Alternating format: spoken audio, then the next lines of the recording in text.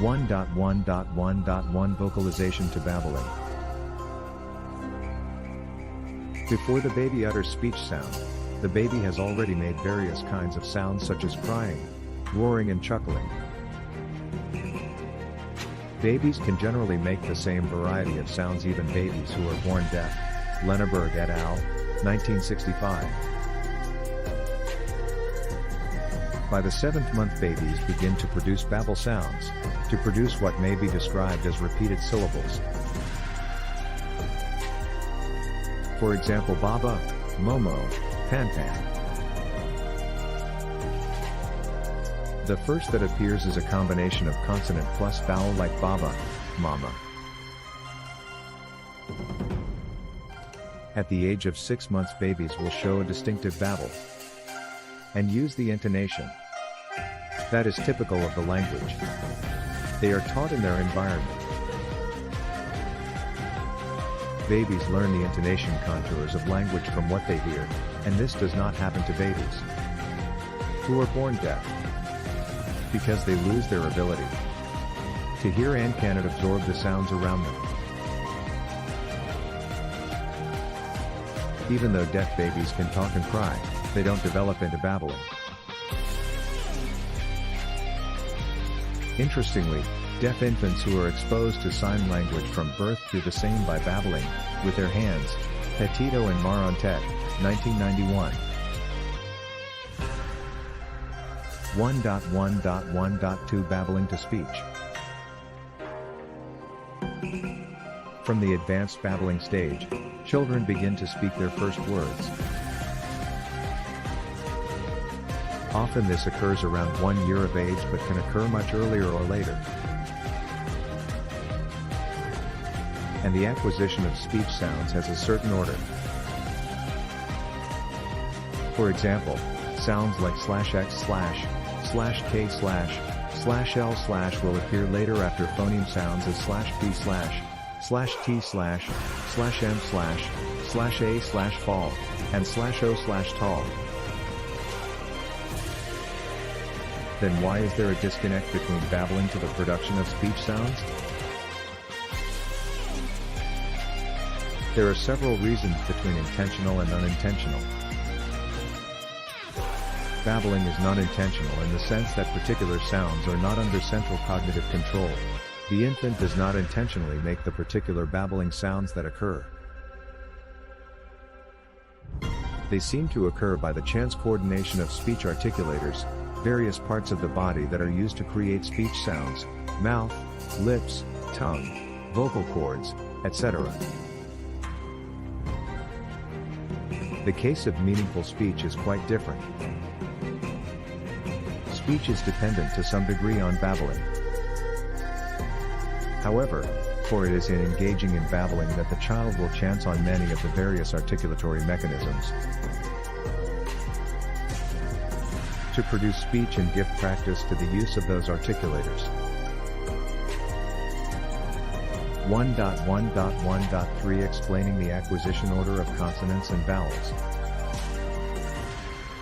Jacobson, 1968, devised a theory based on his trademark theory of phonological opposition, which attempts to predict the order in which speech sounds are acquired.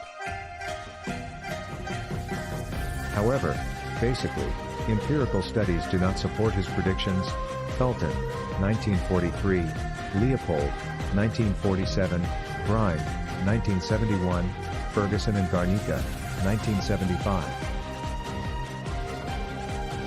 In the meaningful speech phase, it appears that the consonants are acquired in a front-to-back order, where front and back refer to the origin of the articulation of the sound.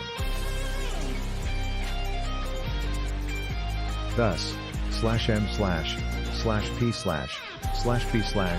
/t/ and /d/ tend to precede /k/ and /x/.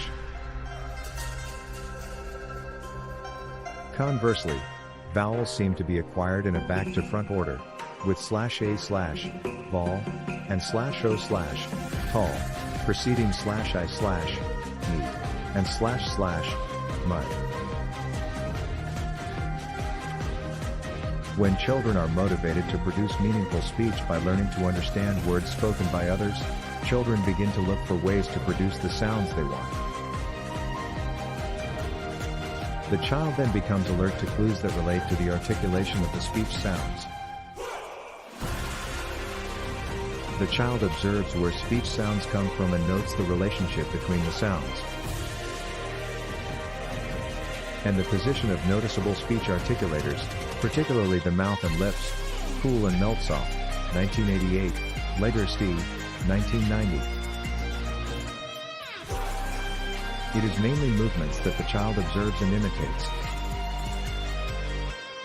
Since noticeable mouth and lip movements are primarily involved in the articulation of certain consonants, it is not surprising, therefore, that children tend to produce these consonants, such as /m/, /p/ and /b/ before the others. Consonant sounds like the stop /k/ and the fricative /s/ and /z/, which involve the movement of non-visible articulators, are generally learned later.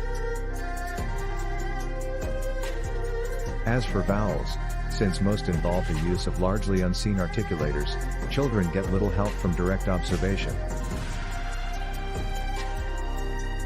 Rather, they must indulge in a lot of trial and error in order to secure the proper positions for the articulators. It seems that those sounds that are closest to the resting position of articulators, for example, back vowels such as /a/, watch, are easier to create and are learned earlier, while those sounds that require more motor control to create, for example, a tense front vowel such as /i/, feet, are learned later. However, over and above the operation of these variables of ease and visibility, there is, as first mentioned above, the important one of chance. It seems that children may discover by chance a particular articulator sound connection, for example, the daughter of Leopold, 1953, Hildegard, was able to pronounce the word pretty with precision, yet she was unable to pronounce other words composed of similar sounds. Interestingly, although the word pretty was pronounced accurately at first, over time, as her pronunciation of words developed, the pronunciation of that word deteriorated. It seems that if a word is to be retained, the chance of discovery of an articulator sound connection must be followed by its incorporation within the overall developing sound system.